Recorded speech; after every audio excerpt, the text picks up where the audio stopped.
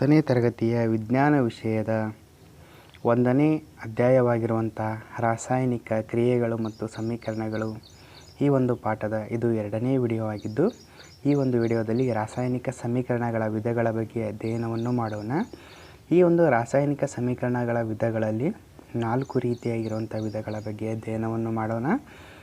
ಸಂಯೋಗ ಕ್ರಿಯೆ, ವಿಭಜನ ಕ್ರಿಯೆ, ಸ್ಥಾನಪಲ್ಲಟ ಕ್ರಿಯೆ, ದ್ವಿಸ್ಥಾನಪಲ್ಲಟ ಕ್ರಿಯೆ. ಈಗ ಮೊದಲನೆಯದಾಗಿ ಸಂಯೋಗ ಕ್ರಿಯೆಯ ಬಗ್ಗೆ ಅಧ್ಯಯನವನ್ನು ಮಾಡೋಣ. ಈ ಸಂಯೋಗ ಕ್ರಿಯೆಯ ಅಧ್ಯಯನ ಮಾಡುವುದಕ್ಕಿಂತ ಮುಂಚೆ ಈ ಚಟುವಟಿಕೆಯ ಮುಖಾಂತರ ನೋಡೋಣ. ಚಟುವಟಿಕೆ 1.4 ಈ ಚಿತ್ರದಲ್ಲಿ ತೋರಿಸಿರುವಂತೆ ಬೀಕರ್, ನೀರು, ಕ್ಯಾಲ್ಸಿಯಂ ಆಕ್ಸೈಡನ್ನು ತೆಗೆದುಕೊಳ್ಳೋಣ. ಮೊದಲಿಗೆ ಬೀಕರ್ನಲ್ಲಿ ಕ್ಯಾಲ್ಸಿಯಂ ಆಕ್ಸೈಡ್ ಅಂದರೆ ಸುಟ್ಟ ಸುಣ್ಣವನ್ನು ಹಾಕೋಣ. ಸುಟ್ಟ ಸುಣ್ಣವನ್ನು ಹಾಕಿದ ನಂತರ ಅದಕ್ಕೆ ನಿಧಾನವಾಗಿ ನೀರನ್ನು ಬೆರೆಸುವುದು. ನಿಧಾನವಾಗಿ ನೀರನ್ನು ಬೆರೆಸಿದ ನಂತರ ಏನಾಗುತ್ತದೆ ಎಂದರೆ ಕ್ಯಾಲ್ಸಿಯಂ ಆಕ್ಸೈಡು ನೀರಿನೊಂದಿಗೆ ವೇಗವಾಗಿ ವರ್ತಿಸಿ ದೊಡ್ಡ ಪ್ರಮಾಣದಲ್ಲಿ ಉಷ್ಣವನ್ನು ಬಿಡುಗಡೆ ಮಾಡುತ್ತಾ ಅರಳಿದ ಸುಣ್ಣವನ್ನು ಉತ್ಪತ್ತಿ ಮಾಡುತ್ತದೆ ಎಂದು ನಾವು ನೋಡುತ್ತೇವೆ. ಈ ಮೇಲಿನ ಚಟುವಟಿಕೆ ಅನ್ವಯ ಕ್ಯಾಲ್ಸಿಯಂ ಆಕ್ಸೈಡ್ ಸುಟ್ಟ ಸುಣ್ಣ ಅಂತ ಅದಕ್ಕೆ ನೀರನ್ನು ಬೆರೆಸಿದಾಗ H2O ಬೆರೆಸಿದಾಗ ನಮಗೆ ಕ್ಯಾಲ್ಸಿಯಂ ಹೈಡ್ರಾಕ್ಸೈಡನ್ನು ಬಿಡುಗಡೆ ಮಾಡುವುದನ್ನು ಉತ್ಪತ್ತಿ ಮಾಡುವುದನ್ನು ನಾವು ನೋಡುತ್ತೇವೆ. ಅದರೊಂದಿಗೆ ಉಷ್ಣವು ಕೂಡ ಉತ್ಪತ್ತಿ ಆಗುತ್ತದೆ ಎಂದು ನಾವು ನೋಡುತ್ತೇವೆ. ಈ ಕ್ರಿಯೆಯಲ್ಲಿ ಕ್ಯಾಲ್ಸಿಯಂ ಆಕ್ಸೈಡ್ ನೀರಿನೊಂದಿಗೆ ಸೇರಿ ಒಂದೇ ಉತ್ಪನ್ನ ಕ್ಯಾಲ್ಸಿಯಂ ಹೈಡ್ರಾಕ್ಸೈಡ್ ಉಂಟಾಗುತ್ತದೆ ಎಂಬುದನ್ನು ನಾವು ಕಾಣುತ್ತೇವೆ.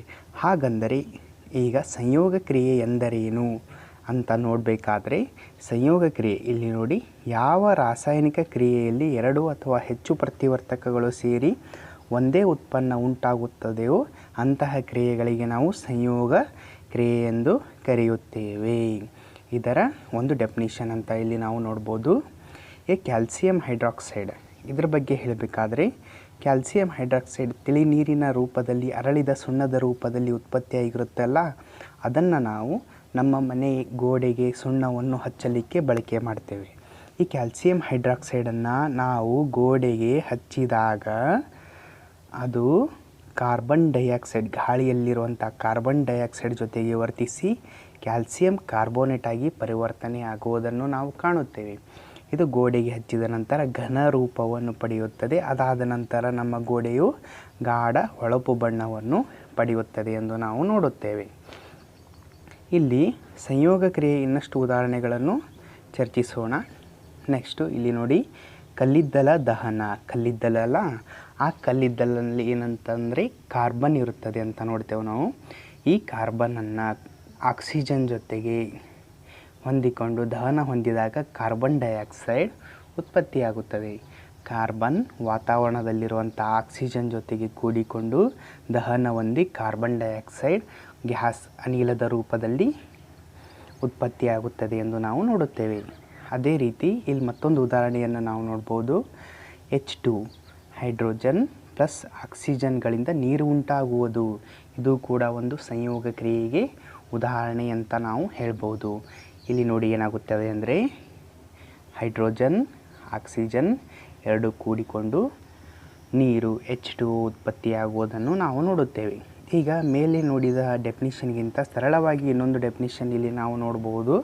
2 ಅಥವಾ ಹೆಚ್ಚು ವಸ್ತುಗಳು, ಧಾತುಗಳು ಅಥವಾ ಸಂಯುಕ್ತಗಳು ಸಂಯೋಗ ಹೊಂದಿ ಒಂದೇ ಉತ್ಪನ್ನ ಉಂಟಾದರೆ ಆ ಕ್ರಿಯೆಗಳಿಗೆ ಸಂಯೋಗ ಕ್ರಿಯೆಗಳೆಂದು ನಾವು ಕರೆಯುತ್ತೇವೆ ಎಂದು ನಾವು ಇಲ್ಲಿ ನೋಡುತ್ತೇವೆ. ಈಗ ಅದೇ ರೀತಿ ಇಲ್ಲಿ ಬಹಿರುಷ್ಣಕ ರಾಸಾಯನಿಕ ಕ್ರಿಯೆಗಳು ಕೂಡ ಇಲ್ಲೇ ಇದು ಸಂಯೋಗ ಕ್ರಿಯೆಯಲ್ಲೇ ಉಂಟು ಬರುತ್ತವೆ. ಹೇಗೆಂದರೆ ಉತ್ಪನ್ನಗಳೊಂದಿಗೆ ಉಷ್ಣ ಬಿಡುಗಡೆಯಾಗುವ ಕ್ರಿಯೆಗಳನ್ನು ಬಹಿರುಷ್ಣಕ ಕ್ರಿಯೆಗಳು ಎಂದು ಕರೆಯುವರು ಅಂತ ನೋಡ್ತೇವೆ. ಇದಕ್ಕೆ ಉದಾಹರಣೆಯನ್ನು ಇಲ್ಲಿ ನೀಡಲಾಗಿದೆ. ನೈಸರ್ಗಿಕ ಅನಿಲದ ದಹನ.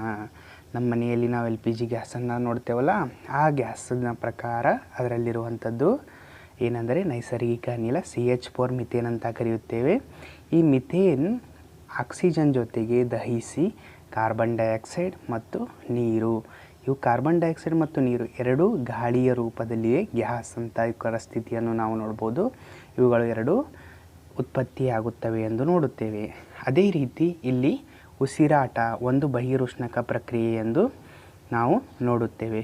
ಹೌದು, ಈಗ ನಾವು ಯೋಚನೆ ಮಾಡ್ಬೋದು, ನಾವು ಗಾಳಿಯನ್ನು ನಮ್ಮ ಮೂಗಿನಿಂದ ಒಳಗೆ ತೆಗೆದುಕೊಳ್ಳುವಂಥ ಸಂದರ್ಭದಲ್ಲಿ ನಮ್ಮ ಮೂಗಿನ ಕಡೆ ನಾವು ಲಕ್ಷ್ಯ ಕೊಟ್ಟಾಗ ಒಳಗೆ ಹೋಗುವಂಥ ಗಾಳಿ ತಂಪಾಗಿರುತ್ತದೆ. ಅದೇ ರೀತಿ ಹೊರಗೆ ಬರುವಂತಹ ಗಾಳಿ ನಮ್ಮ ಮೂಗಿನ ಹತ್ರ ಬೆಚ್ಚಗೆ ಇರುತ್ತದೆ ಎಂದು ನಾವು ಇಲ್ಲಿ ನೋಡಬಹುದಾಗಿದೆ.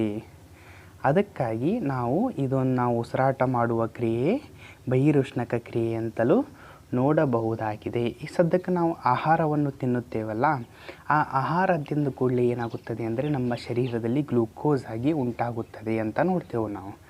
ಈ ಗ್ಲೂಕೋಸ್ ನಮ್ಮ ದೇಹದ ಜೀವಕೋಶಗಳಲ್ಲಿ ಆಕ್ಸಿಜನ್ನೊಂದಿಗೆ ಸಂಯೋಗವಾಗುತ್ತದೆ ಮತ್ತು ಶಕ್ತಿಯನ್ನು ಒದಗಿಸುತ್ತದೆ. ಈ ಕ್ರಿಯೆಯ ವಿಶೇಷ ಹೆಸರೇ ಉಸಿರಾಟ ಅಂತ ನಾವು ಇಲ್ಲಿ ನೋಡುತ್ತೇವೆ. ಇಲ್ಲಿ ಏನಾಗುತ್ತದೆ ಅಂದರೆ ಗ್ಲೂಕೋಸ್ C6H12O6 ಅನ್ನು ಗ್ಲೂಕೋಸ್ ಅಂತ ಕರಿತೇವೆ. ಅದೇ ರೀತಿ ನಾವು ಒಳಗೆ ತೆಗೆದುಕೊಂಡಿರುವಂಥ ಆಕ್ಸಿಜನ್ 6O2 ಅಂತ ಕೊಟ್ಟಿದ್ದಾರಲ್ಲ, ಈ ಗ್ಲೂಕೋಸ್ ಮತ್ತು ಆಕ್ಸಿಜನ್ಗಳು ನಮ್ಮ ಶರೀರದಲ್ಲಿರುವಂಥ ಜೀವಕೋಶಗಳಲ್ಲಿ ಕೂಡಿಕೊಂಡು ಕಾರ್ಬನ್ ಡೈಆಕ್ಸೈಡ್, ನೀರು ಮತ್ತು ಶಕ್ತಿಯನ್ನು ಬಿಡುಗಡೆ ಮಾಡುತ್ತವೆ ಎಂದು ನಾವು ಇಲ್ಲಿ ನೋಡುತ್ತೇವೆ. ಅದೇ ರೀತಿ ಇಲ್ಲಿ ಸಸ್ಯಜನ್ಯ ದ್ರವ್ಯಗಳ ವಿಘಟನೆಯಿಂದ ಕಾಂಪೋಸ್ಟ್ ಉಂಟಾಗುವುದು ಬಹಿರುಷ್ಣಕ ಕ್ರಿಯೆಗೆ ಒಂದು ಉದಾಹರಣೆಯಾಗಿದೆವು ಅಂತ ನಾವು ನೋಡುತ್ತೇವೆ. ಸಸ್ಯಜನ್ಯ ಪ್ರಾಣಿಗಳು ನಾವು ಸಾಮಾನ್ಯ ಭಾಷೆಯಲ್ಲಿ ಗೊಬ್ಬರ ಎಂದು ಇವುಗಳಿಗೆ ಹೇಳುತ್ತೇವೆ. ಅದೇ ರೀತಿ ಇಲ್ಲಿ ನೋಡಿ ಚಟುವಟಿಕೆ 1.1 ಕೂಡ ಇಲ್ಲಿ ನಾವು ಮ್ಯಾಗ್ನೀಷಿಯಂ ಪಟ್ಟಿಯನ್ನು ದಹಿಸಿದೆವಲ್ಲ, ಆ ಚಟುವಟಿಕೆ ಕೂಡ ಇಲ್ಲಿ ಸಂಯೋಗ ಕ್ರಿಯೆಗೆ ಉದಾಹರಣೆಯಾಗಿದೆ ಎಂದು ನಾವು ನೋಡುತ್ತೇವೆ. ನೆಕ್ಸ್ಟ್ ವಿಭಜನಾ ಕ್ರಿಯೆ. ಇದನ್ನು ಒಂದು ಚಟುವಟಿಕೆ ಮುಖಾಂತರ ತಿಳಿದುಕೊಳ್ಳಲು ಪ್ರಯತ್ನಿಸೋಣ. ಇಲ್ಲಿ ಚಿತ್ರದಲ್ಲಿ ತೋರಿಸಿರುವಂತೆ ಎಲ್ಲ ಸಲಕರಣೆಗಳನ್ನು ಜೋಡಿಸಿಕೊಂಡು ಒಂದು ಶುಷ್ಕ ಕುದಿಗೊಳವೆಯನ್ನು ತೆಗೆದುಕೊಳ್ಳೋಣ. ಇದು ಕಾಣಿಸ್ತಿದೆಯಲ್ಲ, ಇದು ಶುಷ್ಕ ಕುದಿಗೊಳವೆಯನ್ನು ತೆಗೆದುಕೊಂಡು ಇದರಲ್ಲಿ ಫೆರಸ್ ಸಲ್ಫೇಟ್ನ ಹರಳುಗಳನ್ನು ಹಾಕುವುದು. ಫೆರಸ್ ಸಲ್ಫೇಟ್ನ ಹರಳುಗಳನ್ನು ಶುಷ್ಕ ಕುದಿಗೊಳವೆಯಲ್ಲಿ ಹಾಕಿದ ನಂತರ ಬರ್ನರ್ನ ಸಹಾಯದಿಂದ ಇದನ್ನು ಸ್ವಲ್ಪ ಕಾಸುವುದು. ಕಾಸಿದ ನಂತರ ಫೆರಸ್ ಸಲ್ಫೇಟ್ನಲ್ಲಿರುವಂತಹ ನೀರಿನ ಅಂಶವು ನೀರಿನ ಅಣುಗಳು ಫೆರಸ್ ಸಲ್ಫೇಟ್ ಕಳೆದುಕೊಳ್ಳುತ್ತದೆ ಎಂದು ನಾವು ನೋಡುತ್ತೇವೆ. ಅದಾದ ನಂತರ ಫೆರಸ್ ಸಲ್ಫೇಟ್ ಹಸಿರು ಬಣ್ಣವಾಗಿ ಬದಲಾಗುವುದನ್ನು ನಾವು ಗಮನಿಸುತ್ತೇವೆ. ಈ ಮೇಲಿನ ಚಟುವಟಿಕೆಯನ್ನು ನಾವು ಸಮೀಕರಣದ ರೂಪದಲ್ಲಿ ಬರೆದಾಗ ಫೆರಸ್ ಸಲ್ಫೇಟ್ ಕಾಸಿದಾಗ, ಉಷ್ಣ ನೀಡಿದಾಗ ಫೆರಿಕ್ ಆಕ್ಸೈಡ್ ಮತ್ತು ಸಲ್ಫರ್ ಡೈಆಕ್ಸೈಡ್ ಬಿಡುಗಡೆ ಆಗುತ್ತವೆ ಎನ್ನುವುದನ್ನು ನಾವು ನೋಡುತ್ತೇವೆ. ಈಗ ವಿಭಜನೆ ಕ್ರಿಯೆಯ ಒಂದು ವ್ಯಾಖ್ಯೆಯನ್ನು ನೋಡಬೇಕಾದರೆ, ಒಂದು ಕ್ರಿಯೆಯಲ್ಲಿ ಒಂದು ಪ್ರತಿವರ್ತಕವು ಸರಳ ಉತ್ಪನ್ನಗಳಾಗಿ ವಿಭಜನೆಯಾಗುವುದನ್ನು ನಾವು ವಿಭಜನಾ ಕ್ರಿಯೆ ಎಂದು ಹೇಳಬಹುದಾಗಿದೆ. ಇದೊಂದು ವಿಭಜನೆ ಕ್ರಿಯೆಯ ಡೆಫಿನಿಷನ್ ಎಂದು ನಾವು ಹೇಳಬಹುದು. ಈ ಫೆರಸ್ ಸಲ್ಫೇಟ್ನಲ್ಲಿರುವ ಹರಳುಗಳು ತಮ್ಮಲ್ಲಿರುವಂತಹ ನೀರಿನ ಅಣುಗಳನ್ನು ಕಳೆದುಕೊಳ್ಳುತ್ತವೆ. ಕಳೆದುಕೊಂಡ ನಂತರ ಫೆರಿಕ್ ಆಕ್ಸೈಡ್, ಸಲ್ಫರ್ ಟ್ರೈಆಕ್ಸೈಡ್ಗಳಾಗಿ ವಿಭಜನೆ ಹೊಂದುತ್ತವೆ ಎಂದು ನಾವು ನೋಡುತ್ತೇವೆ. ಇಲ್ಲಿ ಫೆರಸ್ ಆಕ್ಸೈಡು ಘನವಾಗಿರುತ್ತದೆ. ನೆಕ್ಸ್ಟ್ ಅದೇ ರೀತಿ ಸಲ್ಫರ್ ಟ್ರೈಆಕ್ಸೈಡ್ಗಳು ಅನಿಲಗಳಾಗಿರುತ್ತವೆ ಎಂದು ನಾವು ನೋಡುತ್ತೇವೆ. ಇಲ್ಲಿ ಮತ್ತೊಂದು ಉದಾಹರಣೆಯೊಂದಿಗೆ ತಿಳಿದುಕೊಳ್ಳಲು ಪ್ರಯತ್ನಿಸೋಣ. ಕ್ಯಾಲ್ಸಿಯಂ ಕಾರ್ಬೋನೇಟ್, ನಾವು ಮೇಲಿನ ಒಂದು ಚಟುವಟಿಕೆಯಲ್ಲಿ ಕ್ಯಾಲ್ಸಿಯಂ ಆಕ್ಸೈಡ್ ಜೊತೆ ಪ್ರಯೋಗ ನೋಡಿದ್ದೇವಲ್ಲ, ಅದೇ ರೀತಿ ಇಲ್ಲಿ ಕ್ಯಾಲ್ಸಿಯಂ ಕಾರ್ಬೋನೇಟ್ ಸುಣ್ಣದ ಕಲ್ಲಂತ ಹೇಳ್ತೇವಲ್ಲ, ಈ ಸುಣ್ಣದ ಕಲ್ಲನ್ನು ತೆಗೆದುಕೊಂಡು ಅದಕ್ಕೆ ಸ್ವಲ್ಪ ಉಷ್ಣ ನೀಡಿದಾಗ ಕ್ಯಾಲ್ಸಿಯಂ ಆಕ್ಸೈಡ್ ಮತ್ತು ಕಾರ್ಬನ್ ಡೈಆಕ್ಸೈಡ್ ಉತ್ಪತ್ತಿಯಾಗುವುದನ್ನು ನಾವು ಕಾಣುತ್ತೇವೆ. ಇಲ್ಲಿ ಕ್ಯಾಲ್ಸಿಯಂ ಕಾರ್ಬೋನೇಟಿಗೆ ಉಷ್ಣ ನೀಡಿದಾಗ ಅದು ಕ್ಯಾಲ್ಸಿಯಂ ಆಕ್ಸೈಡ್, ಸುಟ್ಟ ಸುಣ್ಣ, ಅದು ಉತ್ಪತ್ತಿಯಾಯಿತು. ಅದರ ಜೊತೆ ಕಾರ್ಬನ್ ಡೈಆಕ್ಸೈಡ್ ಗ್ಯಾಸ್ ರೀತಿಯಲ್ಲಿ ಹೊರಗಡೆ ಹೋಯಿತೆಂದು ನಾವು ನೋಡುತ್ತೇವೆ. ಅದೇ ರೀತಿ ಈ ಕ್ಯಾಲ್ಸಿಯಂ ಆಕ್ಸೈಡ್ನ ಉಪಯೋಗಗಳು ಬಹಳಷ್ಟಿವೆ. ಈ ಕ್ಯಾಲ್ಸಿಯಂ ಆಕ್ಸೈಡನ್ನು ಸಿಮೆಂಟ್ ತಯಾರಿಕೆಯಲ್ಲಿ ಬಳಸಲಾಗುತ್ತದೆ. ನೆಕ್ಸ್ಟ್ ಅದೇ ರೀತಿ ಮತ್ತೆ ಹೇಳಬೇಕಂದ್ರೆ ಇಲ್ಲಿ ವಿಭಜನೆ ಕ್ರಿಯೆಯನ್ನು ಕಾಸುವ ಮೂಲಕ ನಡೆಸಿದರೆ ಅದನ್ನು ಉಷ್ಣ ವಿಭಜನೆ ಕ್ರಿಯೆ ಎಂದು ಹೇಳಲಾಗುತ್ತದೆ. ಈಗ ಉಷ್ಣ ವಿಭಜನೆ ಕ್ರಿಯೆಗೆ ಇನ್ನೊಂದು ಉದಾಹರಣೆಯನ್ನು ತೆಗೆದುಕೊಂಡು ನೋಡೋಣ. ಇಲ್ಲಿ ಚಟುವಟಿಕೆ 1.6 ಇದೆಯಲ್ಲ, ಈ ಚಟುವಟಿಕೆ 1.6ರ ಅನ್ವಯ ಇಲ್ಲಿ ಒಂದು ಶುಷ್ಕ ಕುದಿಗುಳುವೆಯಲ್ಲಿ ಸೀಸದ ನೈಟ್ರೇಟ್ನ ಪುಡಿಯನ್ನು ಹಾಕಿ ಅದನ್ನು ಇಕ್ಕಳದ ಸಹಾಯದಿಂದ ಹಿಡಿದುಬಿಟ್ಟು ಬರ್ನರ್ನ ಸಹಾಯದಿಂದ ಕಾಸುವುದು. ಕಾಸಿದ ನಂತರ ಇಲ್ಲಿ ಕಂದು ಬಣ್ಣದ ಧೂಮ ಬಿಡುಗಡೆಯಾಗುವುದನ್ನು ನಾವು ವೀಕ್ಷಿಸುತ್ತೇವೆ. ಇದು ಬಣ್ಣ ಕಾಣಿಸ್ತಿದೆಯಲ್ಲ, ಇದು ಕಂದು ಬಣ್ಣದ ಧೂಮವು ಬಿಡುಗಡೆಯಾಗುವುದನ್ನು ನಾವು ನೋಡುತ್ತೇವೆ. ಈ ಧೂಮಕ್ಕೆ ನಾವು ಏನಂತ ಹೇಳ್ತೇವೆ ಅಂದರೆ ನೈಟ್ರೋಜನ್ ಡೈಆಕ್ಸೈಡ್ ಎಂದು ಹೇಳಬಹುದು. ಇಲ್ಲಿ ನೋಡಿ, ಇದನ್ನು ಒಂದು ಸಮೀಕರಣದ ರೂಪದಲ್ಲಿ ನೋಡಿದಾಗ ಇಲ್ಲಿ ಸೀಸದ ನೈಟ್ರೇಟ್ ಅನ್ನು ಉಷ್ಣ ಕೊಟ್ಟಾಗ ಅದು ಸೀಸದ ಆಕ್ಸೈಡ್, ನೈಟ್ರೋಜನ್ ಡೈಆಕ್ಸೈಡ್ ಮತ್ತು ಆಕ್ಸಿಜನ್ಗಳು ಬಿಡುಗಡೆಯಾಗುತ್ತವೆ ಎಂದು ನಾವು ನೋಡುತ್ತೇವೆ. ಈಗ ನಾವು ಇನ್ನೂ 2 ಚಟುವಟಿಕೆಗಳು ಮಾಡುವುದರ ಮುಖಾಂತರ ಅರ್ಥೈಸಿಕೊಳ್ಳೋಣ. ಇಲ್ಲಿ ಚಟುವಟಿಕೆ 1.7 ಕೊಡಲಾಗಿದೆ. ಇದನ್ನು ನೀರಿನ ವಿದ್ಯುತ್ ವಿಭಜನೆ ಎಂದಲೂ ಕರೆಯಲಾಗುತ್ತದೆ. ಈ ಒಂದು ನೀರಿನ ವಿದ್ಯುತ್ ವಿಭಜನೆ ಪ್ರಯೋಗ ಮಾಡಲಿಕ್ಕೆ ನಮಗೆ ಒಂದು ಪ್ಲಾಸ್ಟಿಕ್ ಮಗ್ಗಿನ ಅವಶ್ಯಕತೆ ಇದೆ. ನೆಕ್ಸ್ಟ್ ಈ ಪ್ಲಾಸ್ಟಿಕ್ ಮಗ್ಗಿನ ಕೆಳಗಡೆ 2 ರಂಧ್ರಗಳನ್ನು ತೆಗೆದು ಅದಕ್ಕೆ ರಬ್ಬರ್ನ ಬೆರಡೆಯನ್ನು ಹಾಕಬೇಕು. ಆಮೇಲೆ ರಬ್ಬರ್ನ ಬೆರಡೆಯನ್ನು ಹಾಕಿದ ನಂತರ ಅವುಗಳಿಗೆ 2 ಗ್ರಾಫೈಟ್ ದಂಡಗಳನ್ನು ಸೇರಿಸಬೇಕು. ಗ್ರಾಫೈಟ್ ದಂಡವನ್ನು ಸೇರಿಸಿ ಆಮೇಲೆ ಅವುಗಳಿಗೆ 2 ಪ್ರನಾಳಗಳನ್ನು ಹಾಕಬೇಕು. ಇಲ್ಲಿ ಪ್ರನಾಳಗಳನ್ನು ಹಾಕಿದ್ದು ಕಾಣಿಸ್ತಾ ಇದೆಯಲ್ಲ, ಈ 2 ಪ್ರನಾಳಗಳನ್ನು ಬೋರಲಾಗಿ ಅಂದರೆ ಉಲ್ಟಾ ಅದರ ಗ್ರಾಫೈಟ್ ದಂಡದ ಮೇಲ್ಗಡೆ ಹಾಕಬೇಕು. ಆ ಪ್ರನಾಳದಲ್ಲಿಯೂ ಕೂಡ ನೀರು ತುಂಬಿದ್ದು ಇರಬೇಕೆಂದು ನಾವು ನೋಡುತ್ತೇವೆ. ಇಲ್ಲಿ ನೀರು ತುಂಬಿದ್ದು ಕಾಣಿಸಿಕೊಳ್ಳುತ್ತದೆ ನಮಗೆ. ಅದಾದ ನಂತರ ಗ್ರಾಫೈಟ್ ದಂಡಗಳು ಮುಳುಗುವವರೆಗೆ ನೀರನ್ನು ತುಂಬಬೇಕು. ತುಂಬಿದ ನಂತರ ಆಮೇಲೆ ಅವು ಗ್ರಾಫೈಟ್ ದಂಡಗಳಿಗೆ ಇಲ್ಲಿ ಏನು ಮಾಡಬೇಕಂದ್ರೆ ಬ್ಯಾಟ್ರಿ ಕನೆಕ್ಷನ್ ಕೊಡಬೇಕಾಗಿರುತ್ತದೆ. 6 ವ್ಯಾಟ್ನ ಬ್ಯಾಟ್ರಿ ಕನೆಕ್ಷನ್ ಇಲ್ಲಿ ಕೊಡಲಾಗಿದೆ. ಅದಾದ ನಂತರ ಈ ನೀರಿಗೆ ಕೆಲವು ಹನಿಗಳ ಸಾರರಿಕ್ತ ಸಲ್ಫ್ಯೂರಿಕ್ ಆಮ್ಲವನ್ನು ಸೇರಿಸಬೇಕು. ಸೇರಿಸಿದ ನಂತರ ಸ್ವಿಚ್ಚನ್ನು ಆನ್ ಮಾಡಿ ಕೆಲ ಹೊತ್ತು ಹಾಗೆಯೇ ಬಿಡುವುದು.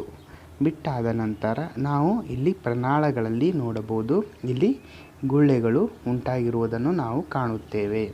ಈ ಗುಳ್ಳೆಗಳು ಉಂಟಾಗಿರುವುದನ್ನು ಕಾಣುತ್ತೇವೆ. ಅದೇ ರೀತಿ 2 ಪ್ರನಾಳಗಳಲ್ಲಿ ಸ್ವಲ್ಪ ಅನಿಲದ ವ್ಯತ್ಯಾಸವೂ ಕೂಡ ಕಂಡುಬರುತ್ತದೆ. ಈ ಕಡೆ ಆಕ್ಸಿಜನ್, ನೆಕ್ಸ್ಟ್ ಈ ಸೈಡು ಹೈಡ್ರೋಜನ್ ಎಂದು ನೋಡುತ್ತೇವೆ. ಈಗ ನೋಡುವುದಾದರೆ ಹೈಡ್ರೋಜನ್ ಮತ್ತು ಆಕ್ಸಿಜನ್ಗಳ ಅನಿಲಗಳಲ್ಲಿ ಈ ಪ್ರನಾಳಗಳಲ್ಲಿ ವ್ಯತ್ಯಾಸಗಳು ಕಂಡು ಬಂದವಲ್ಲ, ಅದೇ ರೀತಿ ನಮಗೆ ನೀರಿನ ಅಣುಸೂತ್ರ H2O ಇದೆ ಎಂದು ಗೊತ್ತು. ಹಾಗಾದರೆ H 2 ಪ್ರಮಾಣದಲ್ಲಿದೆ, ಆಕ್ಸಿಜನ್ 1 ಪ್ರಮಾಣದಲ್ಲಿದೆ. ಅದಕ್ಕಾಗಿ ಹೈಡ್ರೋಜನ್ ಸ್ಥಳದಲ್ಲಿ ಇಲ್ಲಿ ಜಾಸ್ತಿ ಪ್ರಮಾಣದಲ್ಲಿ ಅನಿಲ ಇದೆ ಮತ್ತು ಆಕ್ಸಿಜನ್ದಲ್ಲಿ ಕಡಿಮೆ ಪ್ರಮಾಣದಲ್ಲಿ ಅನಿಲ ತುಂಬಿಕೊಂಡಿದೆ ಎಂದು ನಾವು ನೋಡುತ್ತೇವೆ. ಮತ್ತು ಅದೇ ರೀತಿ ಇವುಗಳು ಪ್ರನಾಳಗಳನ್ನು ಹೊರಗೆ ತೆಗೆದುಕೊಂಡು ಸ್ವಲ್ಪ ಬೆಂಕಿ ಕಡ್ಡಿಯಿಂದ ಹುಷಾರಾಗಿ ಇವುಗಳನ್ನು ಹೊತ್ತು ಉರಿಸಲು ಪ್ರಯತ್ನಿಸಿದರೆ ಹೈಡ್ರೋಜನ್ ಆಕ್ಸಿಜನ್ಗಿಂತ ವೇಗವಾಗಿ ಬೆಂಕಿ ಹತ್ತಿ ಉರಿಯುತ್ತದೆ ಎಂದು ನಾವು ನೋಡುತ್ತೇವೆ. ನೆಕ್ಸ್ಟ್ ಚಟುವಟಿಕೆ 1.8 ನೋಡೋಣ.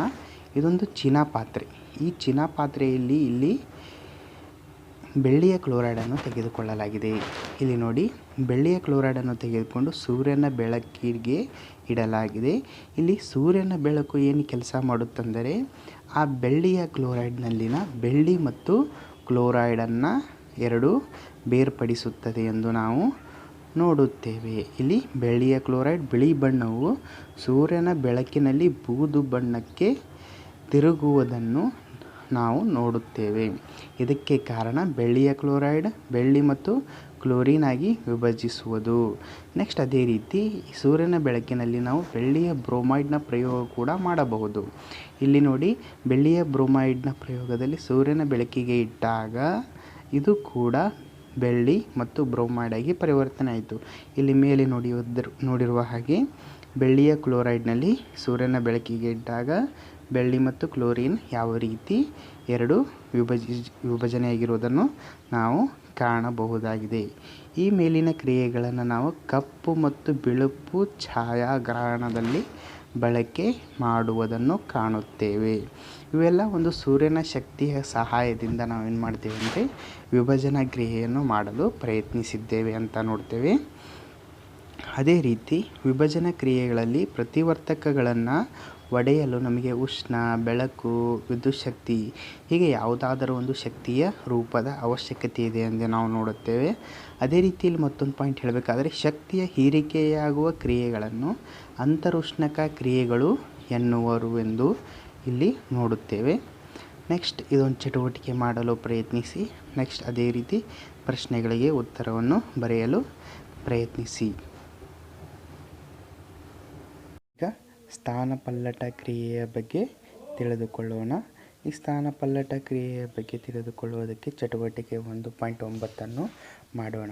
ಈ ಒಂದು ಪ್ರನಾಳವನ್ನು ತೆಗೆದುಕೊಂಡು ಪ್ರನಾಳದಲ್ಲಿ ಕಬ್ಬಿಣದ ಮೂಳೆಗಳನ್ನು ಹಾಕುವುದು. ಅದೇ ರೀತಿ ಆ ಪ್ರನಾಳದಲ್ಲಿ ತಾಮ್ರದ ಸಲ್ಫೇಟ್ನ ದ್ರಾವಣವನ್ನು ಹಾಕುವುದು. ತಾಮ್ರದ ಸಲ್ಫೇಟ್ನ ದ್ರಾವಣವನ್ನು ಹಾಕಿ 20 ನಿಮಿಷಗಳ ಕಾಲ ಹಾಗೆಯೇ ಅದನ್ನು ಬಿಡುವುದು. ಬಿಟ್ಟಾದ ನಂತರ ಕಬ್ಬಿಣದ ಮೂಳೆಗಳನ್ನು ಆ ದ್ರಾವಣದಿಂದ ನಾವು ಹೊರಗಡೆ ತೆಗೆದ ನಂತರ ಮೊದಲಿರುವಂತಹ ಕಬ್ಬಿಣದ ಮೂಳೆಗೆ ಹೋಲಿಸಿ ನೋಡಿದಾಗ ನಮಗೆ ಈ ರೀತಿಯಾಗಿರುವಂತಹ ವ್ಯತ್ಯಾಸಗಳು ಕಂಡುಬರುತ್ತವೆ. ಅದೇ ರೀತಿ ಬಣ್ಣದಲ್ಲಿಯೂ ಕೂಡ ವ್ಯತ್ಯಾಸಗಳನ್ನು ನಾವು ಗಮನಿಸಬಹುದಾಗಿದೆ ಎಂದು ನೋಡುತ್ತೇವೆ. ಇದನ್ನು ನಾವು ಒಂದು ಸಮೀಕರಣದ ಮುಖಾಂತರ ಅರ್ಥೈಸಿಕೊಳ್ಳಲು ಪ್ರಯತ್ನಿಸೋಣ. ಇಲ್ಲಿ ಕಬ್ಬಿಣದ ಮೂಳೆಯನ್ನು ನಾವು ತಾಮ್ರದ ಸಲ್ಫೇಟ್ನ ದ್ರಾವಣದಲ್ಲಿ ಹಾಕಿದಾಗ ಕಬ್ಬಿಣದ ಸಲ್ಫೇಟ್ ಮತ್ತು ತಾಮ್ರವು ಉಂಟಾಗಿರುವುದನ್ನು ನಾವು ಕಂಡುಕೊಳ್ಳುತ್ತೇವೆ. ಇಲ್ಲಿ ಏನಾಗುತ್ತದೆ ಅಂದರೆ ಕಬ್ಬಿಣದ ಮೂಳೆಯನ್ನು ತಾಮ್ರದ ಸಲ್ಫೇಟ್ನ ದ್ರಾವಣದಲ್ಲಿ ಹಾಕಿದಾಗ ಕಬ್ಬಿಣದ ಮೂಳೆಯ ಸುತ್ತಲೂ ತಾಮ್ರವು ಅಂಟಿಕೊಳ್ಳುವುದನ್ನು ನೋಡುತ್ತೇವೆ. ಇಲ್ಲಿ ಕಬ್ಬಿಣಕ್ಕೆ ತಾಮ್ರವು ಅಂಟಿಕೊಳ್ಳಿತಲ್ಲ, ಇದೇ ಸ್ಥಾನಪಲ್ಲಟ ಆಗಿದೆ ಎಂದು ನಾವು ಇಲ್ಲಿ ಹೇಳಬಹುದಾಗಿದೆ. ಇದಕ್ಕೆ ತಕ್ಕಂತೆ ಇಲ್ಲಿ ಈ ಕ್ರಿಯೆಯಲ್ಲಿ ಕಬ್ಬಿಣ ತಾಮ್ರದ ಸಲ್ಫೇಟ್ ದ್ರಾವಣದಿಂದ ಇನ್ನೊಂದು ಧಾತು ತಾಮ್ರವನ್ನು ಸ್ಥಾನಪಲ್ಲಟಗೊಳಿಸಿದೆ ಅಥವಾ ತೆಗೆದುಹಾಕಿದೆ. ಈ ಕ್ರಿಯೆಯನ್ನು ಸ್ಥಾನಪಲ್ಲಟ ಕ್ರಿಯೆ ಎನ್ನುವ. ಸ್ಥಾನಪಲ್ಲಟ ಕ್ರಿಯೆ ಇನ್ನೊಂದು ಡೆಫಿನಿಷನ್ ನಾವು ಈ ರೀತಿಯೂ ಹೇಳ್ಬೋದು. ಈ ಒಂದು ಕ್ರಿಯೆಯಲ್ಲಿ ಒಂದು ಸಂಯುಕ್ತದಿಂದ ಇನ್ನೊಂದು ಧಾತುವು ಆ ಸಂಯುಕ್ತದಿಂದ ಒಂದು ಧಾತುವನ್ನು ಸ್ಥಾನಪಲ್ಲಟಗೊಳಿಸಿದರೆ ಅಥವಾ ತೆಗೆದುಹಾಕಿದರೆ ಈ ಕ್ರಿಯೆಯನ್ನು ನಾವು ಸ್ಥಾನಪಲ್ಲಟ ಕ್ರಿಯೆ ಅಂತ ಹೇಳ್ಬೋದು. ಈ ಸ್ಥಾನಪಲ್ಲಟ ಕ್ರಿಯೆಗೆ ಇನ್ನೂ ಎಕ್ಸಾಂಪಲ್ಗಳನ್ನು ನೋಡುವುದಾದರೆ ಇಲ್ಲಿ ಸತು, ತಾಮ್ರದ ಸಲ್ಫೇಟ್ ಇವೆಲ್ಲ ಕೂಡಿ ಸತುವಿನ ಸಲ್ಫೇಟ್ ಆಗುತ್ತದೆ ಮತ್ತು ತಾಮ್ರವು ದೊರೆಯುತ್ತದೆ. ಅದೇ ರೀತಿ ಇಲ್ಲಿ ಇನ್ನೊಂದು ಉದಾಹರಣೆ ಸೀಸ, ತಾಮ್ರದ ಕ್ಲೋರೈಡ್, ಸೀಸದ ಕ್ಲೋರೈಡ್, ನೆಕ್ಸ್ಟು ತಾಮ್ರವನ್ನು ನಾವು ಇಲ್ಲಿ ದೊರೆಯುವುದನ್ನು ನೋಡುತ್ತೇವೆ. ಇಲ್ಲಿ ನೋಡಬೇಕಾದ್ರೆ ಸತು ಮತ್ತು ಸೀಸಗಳು ತಾಮ್ರಕ್ಕಿಂತ ಹೆಚ್ಚು ಕ್ರಿಯಾಪಟು ಧಾತುಗಳು. ಅವು ತಾಮ್ರವನ್ನು ಅದರ ಸಂಯುಕ್ತಗಳಿಂದ ಸ್ಥಾನಪಲ್ಲಟಗೊಳಿಸುತ್ತವೆ. ಇದರ ಪ್ರಕಾರ ನಾವು ಸ್ಥಾನಪಲ್ಲಟ ಕ್ರಿಯೆಗೆ ಇನ್ನೂ ಒಂದು ವಾಕ್ಯವನ್ನು ಹೇಳಬಹುದು. ಇಲ್ಲಿ ಹೇಳಬೇಕೆಂದರೆ ಒಂದು ಸಂಯುಕ್ತದಿಂದ ಕಡಿಮೆ ಕ್ರಿಯಾಶೀಲವಾಗಿರುವ ಧಾತುವೊಂದನ್ನು ಹೆಚ್ಚು ಕ್ರಿಯಾಶೀಲವಾಗಿರುವ ಧಾತುವು ಸ್ಥಾನಪಲ್ಲಟಗೊಳಿಸಿದರೆ ಆ ಕ್ರಿಯೆಗೆ ಸ್ಥಾನಪಲ್ಲಟ ಕ್ರಿಯೆ ಎಂದು ನಾವು ಹೇಳಬಹುದಾಗಿದೆ. ದ್ವಿಸ್ಥಾನಪಲ್ಲಟ ಕ್ರಿಯೆಯ ಬಗ್ಗೆ ತಿಳಿದುಕೊಳ್ಳೋಣ. ಚಟುವಟಿಕೆ 1.10. ಇಲ್ಲಿ 2 ಪ್ರನಾಳಗಳನ್ನು ತೆಗೆದುಕೊಂಡು ಒಂದು ಪ್ರನಾಳದಲ್ಲಿ 3 ml ಸೋಡಿಯಂ ಸಲ್ಫೇಟ್ ದ್ರಾವಣವನ್ನು ತೆಗೆದುಕೊಳ್ಳೋಣ. ನೆಕ್ಸ್ಟ್ ಇನ್ನೊಂದು ಪ್ರನಾಳದಲ್ಲಿ 3 ml ಬೇರಿಯಂ ಕ್ಲೋರೈಡ್ ದ್ರಾವಣವನ್ನು ತೆಗೆದುಕೊಳ್ಳೋಣ. ಆಮೇಲೆ ಎರಡೂ ದ್ರಾವಣಗಳನ್ನು ಒಂದರಲ್ಲೇ ಬೆರೆಸೋಣ. ಸೋಡಿಯಂ ಸಲ್ಫೇಟ್ ದ್ರಾವಣವನ್ನು ನಿಧಾನವಾಗಿ ಬೇರಿಯಂ ಕ್ಲೋರೈಡ್ ದ್ರಾವಣದಲ್ಲಿ ಹಾಕೋಣ. ಹಾಕಿದ ನಂತರ ನಾವು ಇಲ್ಲಿ ಜಲವಿಲೀನಗೊಳ್ಳದ ಒಂದು ಬಿಳಿಯ ವಸ್ತು ಉಂಟಾಗುವುದನ್ನು ಗಮನಿಸುತ್ತೇವೆ. ಹೀಗೆ ಜಲವಿಲೀನಗೊಳ್ಳದ ವಸ್ತು ಉಂಟಾಗಿರುವುದಕ್ಕೆ ನಾವು ಪ್ರಕ್ಷೇಪ ಎನ್ನುತ್ತೇವೆ. ಅದು ಘನ ಪದಾರ್ಥವಾಗಿರುತ್ತದೆ, ಗಟ್ಟಿಯಾಗಿರುತ್ತದೆ. ಅದು ಪ್ರನಾಳದ ತಳಭಾಗದಲ್ಲಿ ಕಂಡುಬರುವುದನ್ನು ನಾವು ಕಾಣುತ್ತೇವೆ. ಈ ಪ್ರಕ್ಷೇಪಣ ಉತ್ಪತ್ತಿ ಮಾಡುವ ಯಾವುದೇ ಕ್ರಿಯೆಯನ್ನು ಪ್ರಕ್ಷೇಪಣ ಕ್ರಿಯೆ ಎಂದು ಕರೆಯಲಾಗುತ್ತದೆ. ಅದೇ ರೀತಿ ಈ ಮೇಲಿನ ಚಟುವಟಿಕೆ ಅನ್ವಯ ಇಲ್ಲಿ ರಾಸಾಯನಿಕ ಸಮೀಕರಣವನ್ನು ನೋಡೋಣ. ಸೋಡಿಯಂ ಸಲ್ಫೇಟ್ ಅನ್ನು ಬೇರಿಯಂ ಕ್ಲೋರೈಡ್ನಲ್ಲಿ ಸೇರಿಸಿದಾಗ ದೊರಕುವ ಉತ್ಪನ್ನ ಬೇರಿಯಂ ಸಲ್ಫೇಟ್. ಇದೇ ಜಲವಿಲೀನಗೊಳ್ಳದ ಬಿಳಿಯಾಗಿರುವಂಥ ವಸ್ತು ಎಂದು ನಾವು ಗಮನಿಸಬಹುದು. ಆಮೇಲೆ ಸೋಡಿಯಂ ಕ್ಲೋರೈಡ್ ಏನಿರುತ್ತೆ ಅಲ್ಲೇ ದ್ರಾವಣದಲ್ಲೇ ಉಳಿದುಕೊಳ್ಳುತ್ತದೆ ಎಂದು ನಾವು ವೀಕ್ಷಿಸುತ್ತೇವೆ. ಇಲ್ಲಿ ದ್ವಿಸ್ಥಾನ ಪಲ್ಲಟ ಕ್ರಿಯೆ ಅಂದರೆ ಏನಾಗುತ್ತದೆ ಅಂದರೆ ಮುಖ್ಯವಾಗಿ ಇಲ್ಲಿ ಅಯಾನುಗಳ ವಿನಿಮಯ ನಡೆಯುತ್ತದೆ. ಹೇಗೆಂದರೆ ಇಲ್ಲಿ SA4 ನೆಕ್ಸ್ಟು Ba+ಗಳ ಅಯಾನುಗಳ ವಿನಿಮಯದಿಂದ ಇಲ್ಲಿ BaSA4 ಉಂಟಾಗಿರುವುದನ್ನು ನಾವು ಕಾಣಬಹುದು. ಅದೇ ರೀತಿ ಇದಕ್ಕೆ ಒಂದು ವ್ಯಾಖ್ಯೆ ನೀಡಬೇಕೆಂದರೆ ಹೇಗೆಂದರೆ ಇಲ್ಲಿ ಯಾವ ಕ್ರಿಯೆಗಳಲ್ಲಿ ಪ್ರತಿವರ್ತಕಗಳ ನಡುವೆ ಅಯಾನುಗಳ ವಿನಿಮಯ ನಡೆಯುತ್ತದೆಯೋ ಅಂತಹ ಕ್ರಿಯೆಗಳನ್ನು ದ್ವಿಸ್ಥಾನ ಪಲ್ಲಟ ಕ್ರಿಯೆಗಳು ಎನ್ನುವರು ಅಂತ ಇದರ ಡೆಫಿನಿಷನನ್ನು ನಾವು ಹೇಳಬಹುದಾಗಿದೆ. ಈಗ ಇಲ್ಲಿ ಚಟುವಟಿಕೆ 1.2 ಸ್ಮರಿಸಿಕೊಳ್ಳಿ. ಅಲ್ಲಿ ನೋಡಿದೆವಲ್ಲ ನಾವು ಈ ಮೊದಲೇ ವಿಡಿಯೋದಲ್ಲಿರುವ ಹಾಗೆ ಅದನ್ನು ಸ್ವಲ್ಪ ಸ್ಮರಿಸಿಕೊಂಡು ಈ ಕೆಳಗಿನ ಪ್ರಶ್ನೆಗಳಿಗೆ ಉತ್ತರಿಸಲು ಪ್ರಯತ್ನಿಸಿ. ಈಗ ಉತ್ಕರ್ಷಣ ಅಪಕರ್ಷಣ ಕ್ರಿಯೆಯ ಬಗ್ಗೆ ತಿಳಿದುಕೊಳ್ಳೋಣ. ಇದೊಂದು ಚಟುವಟಿಕೆ ಮುಖಾಂತರ ಅರ್ಥೈಸಿಕೊಳ್ಳೋಣ. ಇಲ್ಲಿ ಚಟುವಟಿಕೆ ಪ್ರಕಾರ ಇಲ್ಲಿ ಒಂದು ಚೀನಾ ಡಿಶನ್ನು ತೆಗೆದುಕೊಳ್ಳಲಾಗಿದೆ. ಅದರಲ್ಲಿ ತಾಮ್ರದ ಪುಡಿಯನ್ನು ಹಾಕಲಾಗಿದೆ.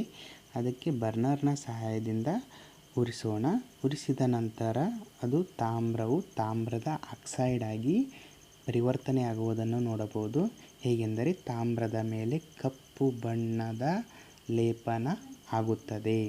ಇದೊಂದು ರಾಸಾಯನಿಕ ಸಮೀಕರಣದ ಮುಖಾಂತರ ನೋಡಿದಾಗ ಇಲ್ಲಿ ತಾಮ್ರವು ಗಾಳಿಯಲ್ಲಿರುವಂಥ ಆಕ್ಸಿಜನ್ ಜೊತೆ ವರ್ತಿಸಿ ತಾಮ್ರದ ಆಕ್ಸೈಡ್ ಆಗಿರುವುದು ನಮಗೆ ಕಂಡುಬರುತ್ತದೆ. ಇಲ್ಲಿ ನೋಡುವುದರ ಪ್ರಕಾರ ಬಿಸಿಯಾಗಿರುವಂತಹ ತಾಮ್ರದ ಆಕ್ಸೈಡಿನ ಮೇಲೆ ಹೈಡ್ರೋಜನ್ ಅನಿಲವನ್ನು ಹಾಯಿಸಿದಾಗ ಹಿಮ್ಮುಖ ಕ್ರಿಯೆ ನಡೆದು ಅದರ ಮೇಲ್ಮೈ ಮೇಲೆ ಉಂಟಾಗಿರುವಂಥ ಕಪ್ಪು ಲೇಪನವು ಕಂದು ಬಣ್ಣಕ್ಕೆ ತಿರುಗುತ್ತದೆ. ಅದಕ್ಕೆ ಇಲ್ಲಿ ಸಮೀಕರಣದಲ್ಲಿ ನೋಡೋಣ. ಇಲ್ಲಿ ತಾಮ್ರದ ಆಕ್ಸೈಡ್ ಇದೆಯಲ್ಲ, ಈ ತಾಮ್ರದ ಆಕ್ಸೈಡ್ ಮೇಲೆ ನಾವು ಹೈಡ್ರೋಜನ್ ಅನಿಲವನ್ನು ಹಾಯಿಸೋದು. ಹೈಡ್ರೋಜನ್ ಅನಿಲವನ್ನು ಹಾಯಿಸಿದ ನಂತರ ಇಲ್ಲಿ ತಾಮ್ರದ ಆಕ್ಸೈಡ್ನಲ್ಲಿರುವಂತಹ ಆಕ್ಸಿಜನ್ ಕಳೆದುಕೊಂಡು ಇಲ್ಲಿ ಕೇವಲ ತಾಮ್ರ ಉಂಟಾಗಿರುವುದು ನಮಗೆ ಕಾಣುತ್ತದೆ. ಅದೇ ರೀತಿ ಹೈಡ್ರೋಜನ್ ಜೊತೆ ಆಕ್ಸಿಜನ್ ಕೂಡಿಕೊಂಡು ನೀರು ಉಂಟಾಗಿರುವುದು ಕಾಣುತ್ತದೆ. ಇದು ನೀರು ಗ್ಯಾಸ್ನ ರೂಪದಲ್ಲಿ ಮೇಲ್ಗಡೆ ಹಾರಿ ಹೋಗುತ್ತದೆ. ನಮಗೆ ಕೇವಲ ಶುದ್ಧವಾಗಿರುವಂಥ ತಾಮ್ರವು ಕಂದು ಬಣ್ಣದ ತಾಮ್ರವು ದೊರಕುತ್ತದೆ ಎಂದು ನೋಡುತ್ತೇವೆ. ಇದರ ಪ್ರಕಾರ ಇಲ್ಲಿ ನಾವು ಕ್ರಿಯೆಯಲ್ಲಿ ವಸ್ತುವೊಂದು ಆಕ್ಸಿಜನ್ ಪಡೆದುಕೊಂಡರೆ ಅದು ಉತ್ಕರ್ಷಣಗೊಂಡಿದೆ ಎನ್ನುತ್ತೇವೆ. ಕ್ರಿಯೆಯಲ್ಲಿ ವಸ್ತುವೊಂದು ಆಕ್ಸಿಜನ್ ಕಳೆದುಕೊಂಡರೆ ಅದು ಅಪಕರ್ಷಣಗೊಂಡಿದೆ ಎಂದು ನಾವು ಹೇಳುತ್ತೇವೆ. ಈ ಒಂದು ರಾಸಾಯನಿಕ ಕ್ರಿಯೆಯ ಅನ್ವಯ ನೋಡುವುದಾದರೆ ಈ ಕ್ರಿಯೆಯಲ್ಲಿ ತಾಮ್ರದ ಆಕ್ಸೈಡ್ ಆಕ್ಸಿಜನ್ ಕಳೆದುಕೊಂಡಿದೆ. ಇಲ್ಲಿ ತಾಮ್ರದ ಆಕ್ಸೈಡ್ ಆಕ್ಸಿಜನನ್ನು ಕಳೆದುಕೊಂಡಿದೆ. ಇದು ಅಪಕರ್ಷಣಗೊಂಡಿದೆ ಎಂದು ನಾವು ಹೇಳಬಹುದು. ಇಲ್ಲಿ CO ಆಗಿದೆಯಲ್ಲ, ಇದು ಅಪಕರ್ಷಣಗೊಂಡಿದೆ. ಅದೇ ರೀತಿ ಇಲ್ಲಿ ಹೈಡ್ರೋಜನ್ ಏನಾಗಿದೆ, ಈ ಹೈಡ್ರೋಜನ್ ಆಕ್ಸಿಜನನ್ನು ಪಡೆದುಕೊಂಡಿದೆ. ಇಲ್ಲಿ H2O ಇದು ಉತ್ಕರ್ಷಣಗೊಂಡಿದೆ ಎಂದು ನಾವು ಹೇಳುತ್ತೇವೆ. ಹೀಗೆ ನಾವು ನೋಡುವುದಾದರೆ ಒಂದು ಪ್ರತಿವರ್ತಕವು ಉತ್ಕರ್ಷಣಗೊಂಡರೆ ಮತ್ತೊಂದು ಪ್ರತಿವರ್ತಕವು ಅಪಕರ್ಷಣಗೊಂಡಿದೆ. ಇಂತಹ ಕ್ರಿಯೆಗಳನ್ನು ನಾವು ಉತ್ಕರ್ಷಣ ಅಪಕರ್ಷಣ ಕ್ರಿಯೆಗಳು ಅಥವಾ ರೆಡಾಕ್ಸ್ ಕ್ರಿಯೆಗಳು ಎಂದು ಕರೆಯುತ್ತೇವೆ. ಇಲ್ಲಿ ಕೆಳಗೆ ಪ್ರಕಾರ ತಿಳಿದುಕೊಳ್ಳಲು ನೋಡೋಣ. ಈಗ ಇಲ್ಲಿ ತಾಮ್ರದ ಆಕ್ಸೈಡ್, ಈ ತಾಮ್ರದ ಆಕ್ಸೈಡ್ ಏನಾಗಿದೆ ಅಂದರೆ ಇಲ್ಲಿ ಆಕ್ಸಿಜನನ್ನು ಕಳೆದುಕೊಂಡು ಕೇವಲ ತಾಮ್ರ ಆಗಿದೆ ಎಂದು ನೋಡುತ್ತೇವೆ. ಅದೇ ರೀತಿ ಇಲ್ಲಿರುವಂಥ ಹೈಡ್ರೋಜನ್ ಆಕ್ಸಿಜನನ್ನು ಪಡೆದುಕೊಂಡು H2O ಆಗಿರುವುದನ್ನು ನಾವು ಕಾಣುತ್ತೇವೆ. ಈ ರೀತಿ ಒಂದು ಕ್ರಿಯೆಯಲ್ಲಿ ಉತ್ಕರ್ಷಣವೂ ಆಗಿರಬೇಕು, ಅಪಕರ್ಷಣೆಯೂ ಆಗಿರಬೇಕು. ಇಂತಹ ಕ್ರಿಯೆಗಳಿಗೆ ನಾವು ರೆಡಾಕ್ಸ್ ಕ್ರಿಯೆಗಳು ಎಂದು ಕರೆಯುತ್ತೇವೆ. ರೆಡಾಕ್ಸ್ ಕ್ರಿಯೆಗಳು. ನೆಕ್ಸ್ಟ್ ಅದೇ ರೀತಿ ಇನ್ನು ಕೆಲವು ಎಕ್ಸಾಂಪಲ್ಗಳನ್ನು ನೋಡೋಣ ರೆಡಾಕ್ಸ್ ಕ್ರಿಯೆಗಳಿಗೆ. ಇಲ್ಲಿ ZnO, C, ZnCO, MnO2, 4HCl, MnCl2, 2H2O, Cl2. Okay, ಈ ಕ್ರಿಯೆಯಲ್ಲಿ ಮೇಲಿನಲ್ಲಿ ನೋಡುವುದಾದರೆ ಇಲ್ಲಿ ಕಾರ್ಬನ್ CO ಆಗಿದೆ. ಇದಕ್ಕೆ ಕಾರಣ ಕಾರ್ಬನ್ ಉತ್ಕರ್ಷಣೆಗೊಂಡಿದೆ ಎಂದು ನಾವು ಹೇಳುತ್ತೇವೆ. ಅದೇ ರೀತಿ ಇಲ್ಲಿರುವಂತಹ ZN ಅಪಕರ್ಷಣೆಗೊಂಡು ZN ಆಗಿದೆ. ಅದೇ ರೀತಿ ಕೆಳಗಿನಲ್ಲಿ ನೋಡುವುದಾದರೆ ಇಲ್ಲಿ HCl ಉತ್ಕರ್ಷಣಗೊಂಡು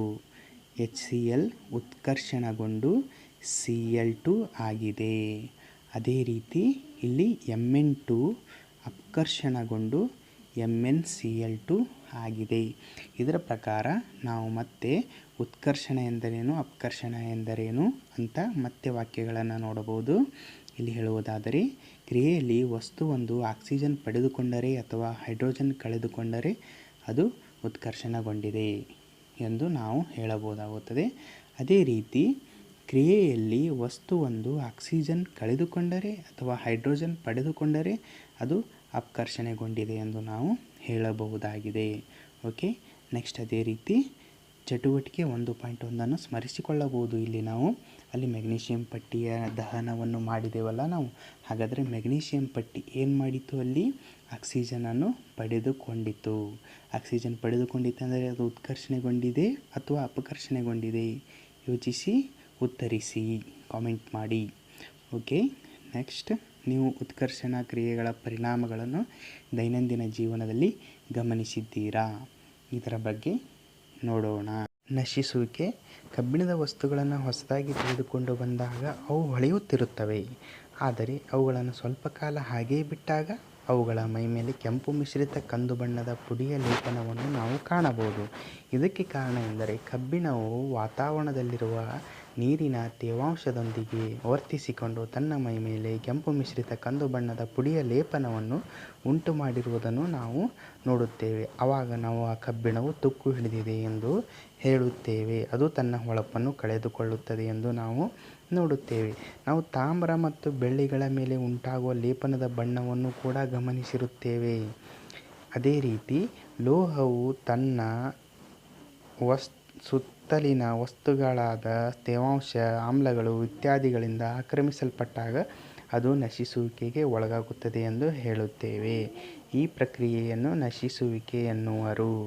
ಬೆಳ್ಳಿಯ ಮೇಲೆ ಕಪ್ಪು ಲೇಪನ ಉಂಟಾಗಿರುವುದು ನಾವು ಕಂಡಿರುತ್ತೇವೆ. ಅದೇ ರೀತಿ ತಾಮ್ರದ ಮೇಲೆ ಹಸಿರು ಲೇಪನಗಳು ಕೂಡ ಉಂಟಾಗಿರುತ್ತವೆ. ಇವು ಕೂಡ ನಶಿಸುವಿಕೆಗೆ ಉದಾಹರಣೆಗಳಾಗಿವೆ. ನಾವು ನಮ್ಮ ದೈನಂದಿನ ಜೀವನದಲ್ಲಿ ಬಹಳಷ್ಟು ವಸ್ತುಗಳು ಹಾಳಾಗುವುದನ್ನು ನಾವು ನೋಡುತ್ತೇವೆ. ಕಾರಿನ ಕವಚಗಳಾಗಲಿ, ಸೇತುವೆಗಳಾಗಲಿ, ಕಬ್ಬಿಣದ ಹಳಿಗಳಾಗಲಿ, ಹಡಗುಗಳಾಗಲಿ, ಲೋಹಗಳಿಂದ ಮಾಡಲ್ಪಟ್ಟ ಎಲ್ಲ ವಸ್ತುಗಳು, ವಿಶೇಷವಾಗಿ ಕಬ್ಬಿಣದ ವಸ್ತುಗಳು ಬಹಳಷ್ಟು ಹಾನಿಗೆ ಉಂಟಾಗುತ್ತವೆ ಎಂದು ನಾವು ಕಾಣುತ್ತೇವೆ. ಅದೇ ರೀತಿ ಇದು ಒಂದು ನಶಿಸುವಿಕೆ ಬಹಳ ದೊಡ್ಡ ಗಂಭೀರ ಸಮಸ್ಯೆಯಾಗಿದೆ. ಇದರಿಂದ ಹಾನಿಗೊಂಡಿರುವಂಥ ಕಬ್ಬಿಣವನ್ನು ಬದಲಾಯಿಸಬೇಕಾಗುತ್ತದೆ. ಇದಕ್ಕೆ ಬಹಳಷ್ಟು ಪ್ರಮಾಣದಲ್ಲಿ ಹಣವು ವ್ಯಯವಾಗುತ್ತದೆ ಎಂದು ನೋಡುತ್ತೇವೆ. ಇನ್ನು ನೆಕ್ಸ್ಟ್ ಹೇಳಬೇಕಾದ್ರೆ ಕಮಟುವಿಕೆ. ಈ ಕಮಟುವಿಕೆ ಅಂದರೆ ನಾವು ದೀರ್ಘಕಾಲದವರೆಗೆ ಕೊಬ್ಬು, ಎಣ್ಣೆ, ಕೆಲವು ಪದಾರ್ಥಗಳನ್ನು ಹಾಗೆಯೇ ಬಿಟ್ಟಾಗ ಅವು ಕಮಟುತ್ತವೆ. ಇದಕ್ಕೆ ಕಾರಣ ಎಂದರೆ ಅವು ಉತ್ಕರ್ಷಣೆಗೊಂಡಿರುತ್ತವೆ ಎಂದು ನಾವು ನೋಡುತ್ತೇವೆ. ಉತ್ಕರ್ಷಣೆಗೊಂಡಾಗ ಅವುಗಳ ರುಚಿಯಲ್ಲಿ, ವಾಸನೆಯಲ್ಲಿ ಬದಲಾವಣೆಗಳು ಕೂಡ ನಾವು ಕಾಣುತ್ತೇವೆ. ಆ ಉತ್ಕರ್ಷಣೆಯನ್ನು ತಡೆಗಟ್ಟುವ ಸಲುವಾಗಿ ನಾವು ನಮ್ಮ ಮನೆಯಲ್ಲಿ ಪದಾರ್ಥಗಳಲ್ಲಿ ಶೇಖರಿಸಿ ಇಡಬೇಕಾಗುತ್ತದೆ. ಆ ಪದಾರ್ಥಗಳಲ್ಲಿ ಗಾಳಿಯು ಒಳಗಡೆ ಪ್ರವೇಶಿಸದಂತಹ ಸಂಗ್ರಾಹಕಗಳಲ್ಲಿ ಶೇಖರಿಸಿಡುವುದರಿಂದ ಉತ್ಕರ್ಷಣೆಯನ್ನು ನಾವು ಕಡಿಮೆ ಮಾಡಬಹುದಾಗಿದೆ. ಅದಕ್ಕಾಗಿ ಚಿಪ್ಸ್ ತಯಾರಕರು ಕೂಡ ಉತ್ಕರ್ಷಣೆಯನ್ನು ಕಡಿಮೆ ಮಾಡುವ ಸಲುವಾಗಿಯೇ ಅವುಗಳ ಪೊಟ್ಟಣಗಳಲ್ಲಿ ನೈಟ್ರೋಜನ್ಗಳಂಥ ಅನಿಲವನ್ನು ಹಾಯಿಸಿರುತ್ತಾರೆ. ಇದರಿಂದ ಅವರು ಉತ್ಕರ್ಷಣೆಯನ್ನು ತಡೆಗಟ್ಟುತ್ತಾರೆಂದು ನಾವು ನೋಡುತ್ತೇವೆ. ಈ 1ನೇ ಅಧ್ಯಾಯ ಮುಗಿಯುತ್ತದೆ. ನಿಮಗೆ ಈ ವಿಡಿಯೋ ಇಷ್ಟವಾದಲ್ಲಿ ಲೈಕ್ ಮಾಡಿ, ಸಬ್ಸ್ಕ್ರೈಬ್ ಮಾಡಿ, ನಿಮ್ಮ ಫ್ರೆಂಡ್ಸರಿಗೆ ಶೇರ್ ಮಾಡಿ ಅಂತ ಹೇಳುತ್ತಾ ಇಲ್ಲಿಗೆ ಈ ಪಾಠವನ್ನು ಮುಗಿಸುತ್ತಿದ್ದೇವೆ. ಎಲ್ಲ ಪ್ರಶ್ನೆ ಉತ್ತರಗಳನ್ನು ಬಿಡಿಸಲು ಪ್ರಯತ್ನಿಸಿ.